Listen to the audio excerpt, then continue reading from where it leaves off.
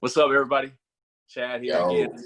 Elevate Your Life session with my man, Joseph Solomon. So this one right here, that guy, we're coming live to you from, where you at, man? ATL, Georgia. What do we do for you, dog? A-Town down. Yeah. In Georgia, man. You burning up out there? Is it hot? I hear hot. Bro, it's been Phoenix out here, dog. It's been hot like that? No, you don't know. We've been hitting, well, not Phoenix, but we've been hitting like we've been hitting 90s, dog, high 90s. So to us, it's been crazy, man. My bill been high. Yeah. Well, you guys got that humidity, so it adds to it. Yeah. How you been, man? How's everything? I've been good. I mean, as good as anybody can be, you know, given the whatever situation we're in, man. You know, just being forced to trust God in a new way, dog. A whole new way. Being a freelance artist, you know what I'm saying? I had a tour that was planned, you know, at the beginning of the, live events were the first thing that was affected by this whole joint. So, you know, middle of March, I had a tour that was going on, you know, and you know, we was holding on for a long time. We trying to see, people were kind of worried about COVID, but we weren't really sure yet. And then the NBA canceled. And then, that's when the promoter was like, yeah, dog, maybe this is more serious than we thought. So tour got canceled. And of course, all my subsequent events from there got canceled. So it's just forced me into a new creative space. Like, what do I do with this? I'm a touring artist. What does that even mean in a time where you can't tour? You know what I'm saying? Right. So, yeah. Right. Wow, man. So have you just been taking Zoom gigs and stuff like that? Or what is it during this time for you? Man, the main thing really, I started up a Patreon where, I do Zoom hangouts a couple times a week and give them extra content and stuff like that. I was really surprised by the amount of followers that wanted to still get content and support on a regular basis. And it's been financially helpful, but more than that, like, I was really surprised by the community that was built in it and how much they needed it and how much I needed it. And I realized how much, it's cool to be popular and stuff like that. But at the end of the day, like, it's so nice to be in a space where algorithms don't matter. And it really is about more intimate engagement with people. And I don't know, man. It really made me appreciate more being able to connect with people one-on-one versus, just getting likes and stuff like that. Man, that stuff is cool, but man, I really want to engage with people one-on-one. So the Patreon joint has been really dope. And then, little gigs here and there. People, churches will, hit me up to shoot videos and stuff like that. I've done some voiceovers or whatever. But all in all, man, the Lord has been providing in ways that I didn't know that was going to happen. So it's really made me trust Him for that daily bread. Like, we've been getting yearly bread. You get a yearly salary. You know what I'm saying? You know what your year is going to look like. We've been getting yearly bread. Now we on that daily. We on that daily bread, bro. It's manna. Manna coming, man. Bro. Yeah. Well, hey, man, I mean, Joseph, you do so much, man. Like, there's so much to you. You write, you sing, you play guitar, you're a poet. Were you speaking of the Poets in Autumn tour? Is that what you're talking about? Yeah. Well, so that got canceled too. I was on another tour. So both my tours. Another one. Oh man.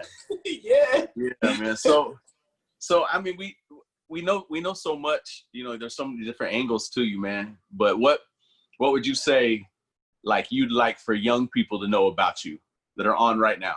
The hundreds of young people listening right now, what would you say you'd like? Man, I'm someone that has had a ton of questions about his faith. And I've dubbed myself like an ever doubtful Christian. And yet, like, in spite of all that, like, the Lord is still faithful to pull me to Himself.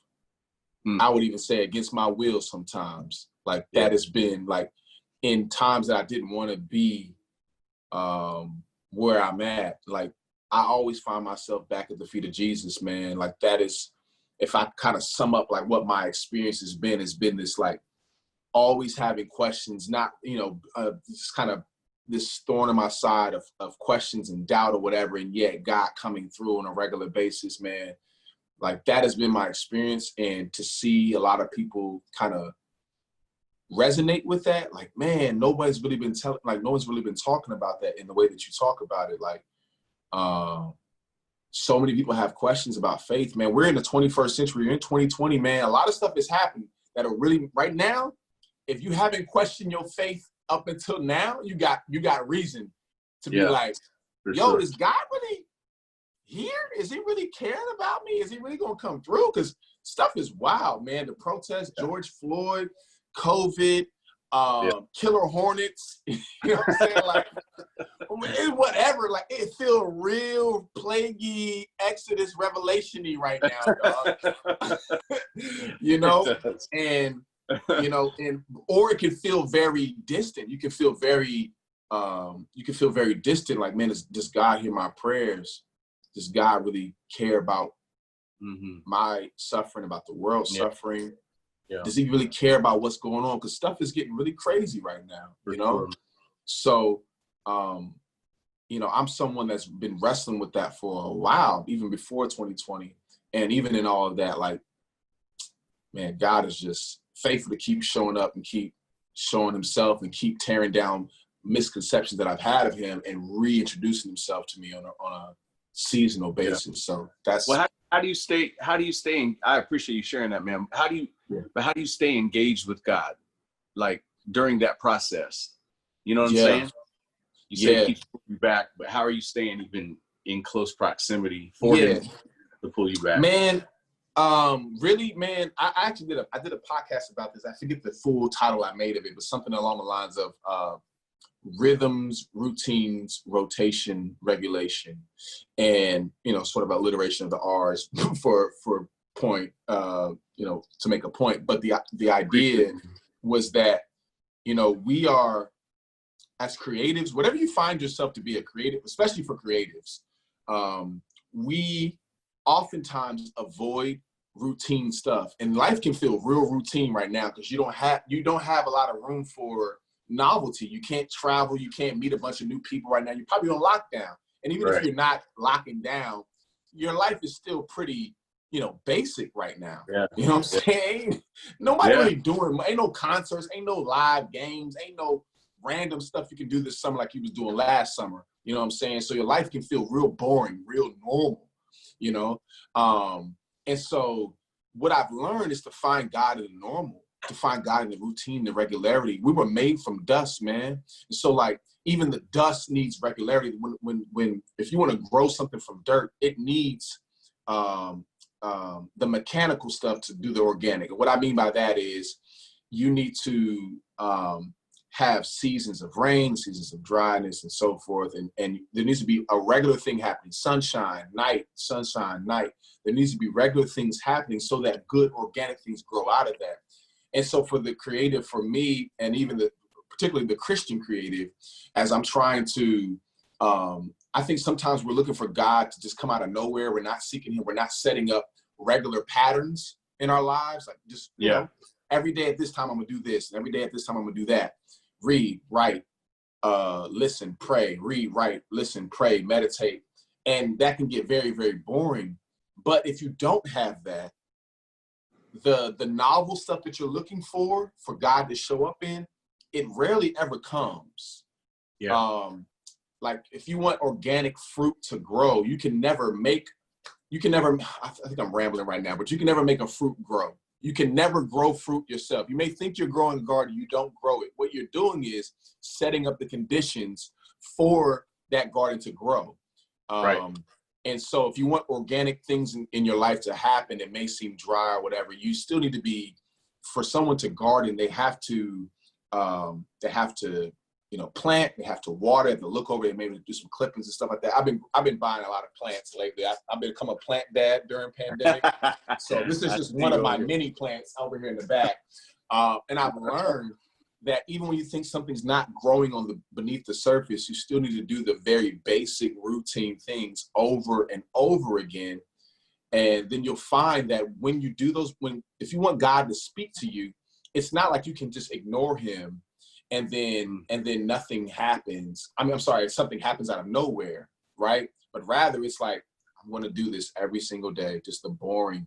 But as you keep doing that, you find the very spontaneous things like fruit and leaves and stems and stuff come out of the very basic routine things. So that's what I've been learning in those dry seasons where I feel like God's not there, to still kind of push through those quote unquote boring and routine moments.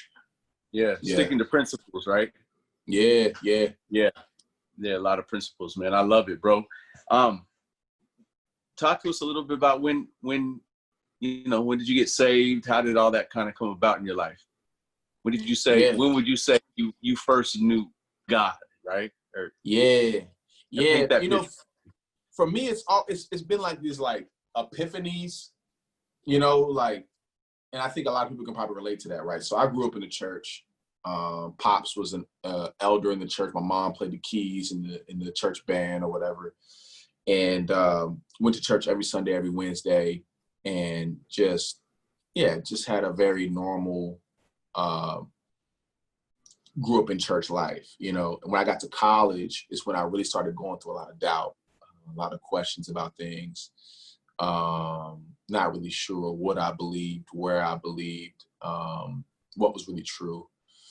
I would say that somewhere around 2010 is when things started to really click for me. And I was like, man, I really want to live my life for the Lord. And it was like fall 2010. It wasn't a specific time. And I think I've noticed that about experiences. People who were raised in church sometimes can't pinpoint the exact time, versus people who weren't raised in church. They're meeting God is such a stark contrast, like a stark moment. It's like, oh my gosh, like that's when God came. Sometimes it can be more complex when you're raised in church and you've been introduced to God in so many ways and so many times since you can remember. I remember going down to the altar when I was like 5, stuff like that. But I don't know if I really knew who God was. 2010 was really when I was like, I went through this huge season of doubts, and I was like, I remember reading this book by Tim Keller, Reason for God. And it really rocked my world. It answered a lot of questions for me about the existence of God, not just the existence of God, but particularly the Christian God, and it really helped me out a lot. And it set me on this journey. And since then, I feel like I've had other moments where I'm like, I thought I was saved, and I was like, oh no, like, I get it now. I get it. These kind of aha moments of like, oh, I get it. And then I think, but at first I kind of felt like maybe I'm getting resaved. But I think that's just the Christian experience. I think when I look in the Gospels, I see the disciples, and they had a bunch of aha moments. Like they meet Jesus and like, oh yeah, we want to follow you. And then they get on the boat with him. And then he tells the sea to calm down. Yeah. And they say this, they say, what manner of man is this? Yeah. And basically they were like, yo, who we on the boat with, bro? Who have we been hanging with? Right? Yeah, I knew he was the Messiah, but I didn't know he was out here talking to water, dog. I didn't know he was doing all that.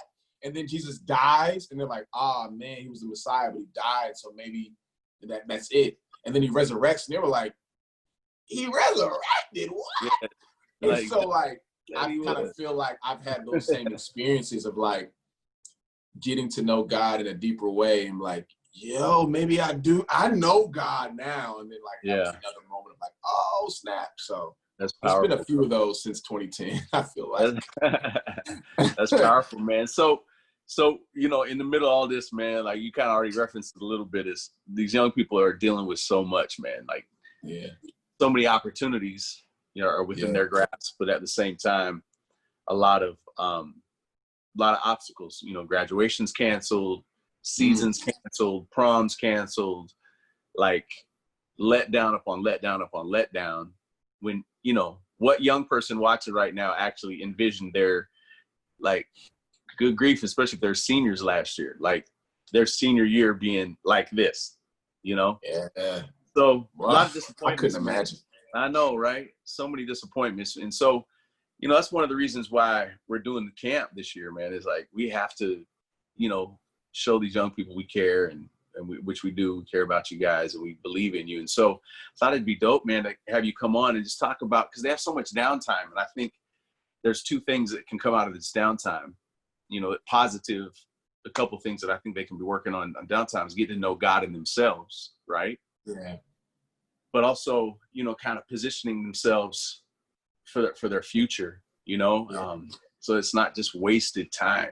It's not just wasted downtime, and you're not just consumed with video games. And so I thought it'd be dope, man, because there's so many young people in this generation that have artistic gifts, and I thought, man, there's nobody better to come on and talk just a little bit and tell your story a little bit, and maybe show a little bit about, what you do, and let's talk about it to them. And so if there's young people out there right now wondering, man, like, how do I have all these gifts, I have all these desires, but can I use them for God? How do I do that? How do I explore my creativity in that sense? Talk to us a little bit about how did this all start for you? And man, how it started for me, I was fired from my job. So I was fired on April Fool's Day and that was the first day that I went full time as an artist. I was working at a job, and April Fool's Day I got fired. I got a letter on my desk, and here's the thing: I thought it was a joke for like an hour. Right. I was like, is this real? I can't. And but I had been wanting I wanted to be an artist full time for a while, and I felt like I was just not getting off the boat. And then the Lord just like knocked me off that joint, just pushed me off, like, oh, you're gonna walk today. So that's what I did, man. And man, I want to see so many more people. I'm actually going back to this book called Art and the Bible by Francis Schaeffer. And it really encouraged me as an artist to know that God cares about beauty. Yeah. That the end goal of all things is beauty. That when this earth should pass away, when we see God face to face, what is saving us and what is drawing us and what we will realize in the end of all things is that we will see God as beautiful. So God cares about beautiful things, aesthetics, creativity, paintings, words, poetry, whatever it may be. All those things are not just, I think sometimes the church doesn't take those things as seriously because, if it's either preach, the gospel, and that's pretty much like all that's useful. You know what I'm saying? Like if I want to live a life for God, I want to do something for the Lord. And sometimes it can be portrayed as like, well, if you're not actually like preaching or singing about Jesus, then I don't really know how that fits in. And it's like, no, God cares about beauty. Beauty has a usefulness. And so I want to see so many more Christians who love God so much that the beauty that they see in him is reflected in the work that they do. And that's kind of how I feel as well. I want to be good at my art. So I'm a poet, and I would go to poetry slam. Matter of fact, this joint, they just posted my video, an old video actually. What About Now Poetry is kind of a pretty well-known poetry space right now, not just in the Christian space, but like just kind of a broad, the poetry world, and I feel like sometimes a lot of Christians just want to stay in the church with their art. Yeah. And I was like, nah, not only do I want to reach the world with my art, but I want to be good. Like if that's where the best poets are, like I'm not afraid to go out there just because they're not preaching Jesus. Like I want to be in it. So I would, essentially kind of like a rap battle, but for poets, you know what I'm saying? It's a slam poetry. We're competing. Man, I would compete. All the while I was getting booked at churches. Like I'm like in the Christian world, I'm like that guy, but in this slam poetry world is like some other local artist, you know what I'm saying? I loved it. I never get nervous on big Christian stages. I used to get nervous there because like, in those poetry spaces, Christian spaces, if you say Jesus, they'll clap for you. Like, oh, it's a Christian. They love Jesus. So yeah. Oh, he's cool. So cute. He's doing his thing for the Lord. Look at it. Yeah, man. The Lord's using his gift. But there, it's like, if anything, if you preach Jesus, it actually can like work against you. So you better be really, really, really good. Yeah. And it made me so much better. And I would just encourage people who want to use their gifts for the Lord is not, you know, you if God has called you to use it for the church, then so be it. But like, don't be afraid to go out and be the best artist for Jesus in a space that cares nothing about Jesus, you know? Like, to not be good just because you say Jesus, but like care about the art form. I think sometimes people go into art forms for Jesus and they only want to pimp out the art form, if I can use that word. Like, they want to use it simply for evangelism, but they don't really care about the art form. And I don't think that's Christian. Like, I think that true artists should love Jesus and also love the art form to the point that you want to be really, really good at it and not just use it, you know, as a way for evangelism. So, yeah, be good at it, man. Like, really throw yourself out in whatever space that you're in. And I think God, honest, I want to see Christians used to lead the way in art for a long time. Leonardo da Vinci, all these cats, we have these sculptors and whatever. And like, I would love to see more and more of Christians taking that space of like, nah, our God's the creator and we represent that. So I love that, bro. I love that. Yeah, man. So you didn't just all of a sudden wake up one day and you could just write real dope? Nah. So walk me through that, because there's a lot of young people out here that are saying, I've got gifts and talents, but I don't know how do I get to where he's at. So man, you gotta do something with it, man. And I'm gonna keep using my example because this is what I know as an art. But whatever art form you're in, man, is to do it consistently. Do it every day. Write every day. Even if it's, you know, if you're a poet, if you're a novel writer, whatever it may be, if you're a rapper, a singer, do something little every single day. Even when you're not inspired. Sometimes we wait for inspiration to hit us before we're inspired. I mean, before we write. But if we only wait for inspiration to come, then we may not have the tools necessary, the tools available to us to express that inspiration fully. Like, we have all the emotions, but we don't have the words and the tools to really draw it out. And so I say write every day and you get better. I mean, think about it. You got to think about it as a sports player, as a basketball player. A basketball player doesn't play when he's inspired. He just practices every day, period, even when he's not inspired.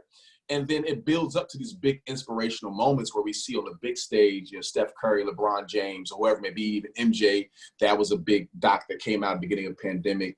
But those inspirational big moments came from a lot of little boring moments of just doing the mechanical, regular, degular stuff every single day. So do the regular, degular stuff every single day. And you got to get those hours in, man. And that'll prepare you for those moments. Don't be afraid of criticism.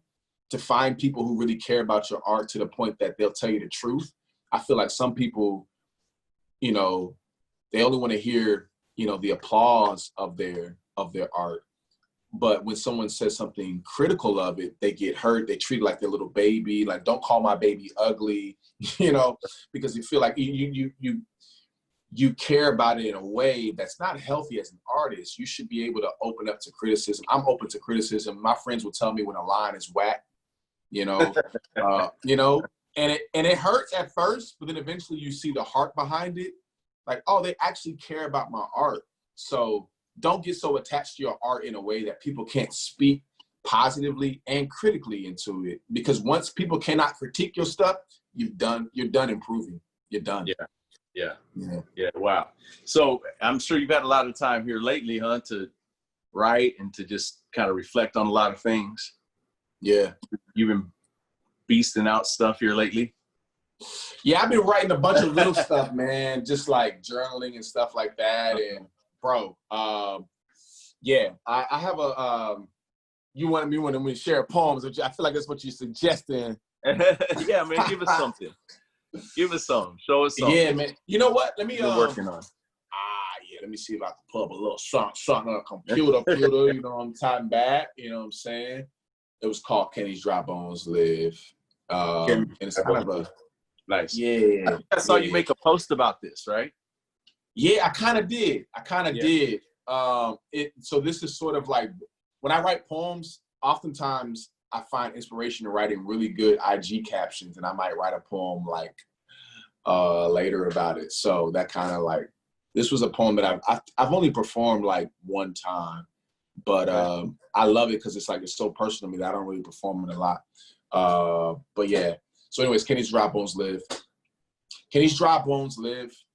Dry bones don't cry. All they know is fear, doubt, lust, give up. Fear, doubt, lust, give up. I want to be a man, a full man, not this shell of what used to be. I've somehow found rest in a valley of apathy with a frail faith not fleshed out. These arms have not rejoiced a hallelujah in a long time. Legs brittled by unbelief, hollow be this frame. All I know is broken bones and dust. What do you do when hope is such a perishing thing? And the skeletons in my closet are starting to look a lot more like me. I have been a man, scattered in pieces on the floor in my home. At night, my bed feels a lot more like casket. I think I've checked out, buried 6 feet deep in my phone screen. Don't even know what's going on around me. The guilt crawls on me at night, y'all. I want to live, but I don't even know how to cry anymore. Dry bones don't cry. All they know is fear and doubt, lust, give up. I beg the Spirit of God breathe life into me because I can't do it on my own. My hope can only be found in the one who already knows what it takes to rise a dead man from a grave. I don't have to lay here. I don't have to stay here. God, our Father, redeem the past of lust that cremated our minds, restore the flesh and body we scattered in this world. He can still make me clean. Even when I'm steeped in my own dirt, it wouldn't be the first time he made a new man out of dust. See Jesus be full God and full man, dust off the dust after a good night's sleep in the tomb and rise. He was made broken so that we may be made fixed. He was made dead so that we may be made alive, not a bone broken, and hope is not discarded. Hope is such a living thing, such a living God. At night, when your bed feels a lot more like casket, there is still hope that you can pull back the sheets and resurrect to new mercies at morning. Be new and be freely give and cry. Can these dry bones live? The proof is in the frame that rose from the grave. You don't have to fear. You don't have to doubt. You don't have to give up. And that's it. That's a little joint from a little while ago. A little encouragement for the peoples. Yeah, man. I love it, man. It's powerful, man. Especially in this time, man. Super relevant. Man. Super relevant. Man. Yeah, man. So let me ask you this: how can these young people connect with you? How can they find you, follow you on all platforms? Let us know. Yeah. So really simple. It's at What Is Joe Doing on everything. What Is Joe Doing on YouTube? At What Is Joe Doing on Instagram, Twitter, TikTok. Even though I ain't really been posting no videos on that joint. Yeah, and then also my Patreon, patreon.com/whatisjoedoing. Just Joseph Solomon anywhere. Whatever you can find me on it. So yeah. What is Joe doing? What is Joe doing? What is Joe doing, man? He's trying to make it through the pandemic, dog. I feel you, bro. Trying to make it, man. Listen, man, I love it, bro. Thank you so much for taking some time out to invest in these young people, man. Absolutely. You know, I believe in this generation, and I love being able to be connected to people that also feel that same way. And we see you guys, we love you guys, and you know, we're here for you. And so just know that whatever you see in us, you guys can do that and then some. So, man, I appreciate you, bro. Right, higher, right? Yeah. Hey, man. So we're asking everybody, all of our guests on our Elevate Your Life sessions, at the very end, right before we go, bro, off the dome. Our camp 2020 theme is unity.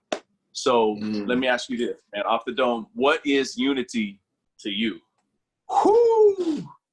Unity is people who have committed themselves to sacrificing themselves for other people around them. And that is the only way that unity is accomplished. That's the only way that Jesus accomplished unity with us, is that there was enmity between us and God, and he sacrificed himself. And so if you want to have unity, there's going to have to be sacrifice. Unity is not just be like, let's just kind of have friends and arm in arm and not discuss anything harsh, and it's not like dig in the weeds. It's not getting anything too complicated. That's not unity. That's a facade. But unity involves sacrifice, and it involves humility and selflessness, and that's how you accomplish it. So unity is a group of people who have committed themselves to sacrificing themselves for the good of others. Man, perfect, man. Joseph Solomon, everybody. Hey, man, I appreciate you. I appreciate your friendship. Yes. And your walk and just everything that you are to the body of Christ and people closest to you, man. So keep going, man, bro. I appreciate you, bro. Seriously, man, I appreciate you. I'm glad I got to hop on this last minute and just be able to connect with you, man. I can't wait to see you in person, bro. This Zoom stuff ain't gonna do it for too long, man. I can't wait to see you, man. Yeah, we're gonna hang out, man. Yeah, absolutely. In that area, I'm gonna holler at you, bro. Please. Or next time you come out west, make sure you swing by and see your family. Out here. It's nothing. Appreciate you, man. Yes, sir. All right, be well, bro. God bless. All right. Hey, what's up, everybody? I hope you had an amazing time with Isaiah Green in our goal setting session. That's some really, really great content. Listen, up next, we have our hangout session. Now, let me explain to you really quick how this works. This is an opportunity for you to get to meet people that you don't know, that you've never met before. And after 5 minutes, it'll transition to another person. So you get to meet another person that you've never met before. Now, we don't want you to tell your whole life story and all the times that your teacher set you out in front of the classroom. No. Just talk about some stuff that you got out of camp so far and just kind of introduce yourself, maybe the state that you live in or something like that. Now, there's 4 different hangouts, and Hillary's going to tell you about what they are. So the first hangout is going to be for our junior hires. Our second is going to be for our high schoolers. Our third will be for our youth leaders and young adults. And then our fourth will be for our youth pastors. So be sure that you sign up for your age group, all right? We can't wait to try this feature out. It's going to be really cool. You're going to get to meet new people and really get a different perspective on life. So keep it locked. We'll see you in a bit. Peace. Time to go, keep it moving. Just do it.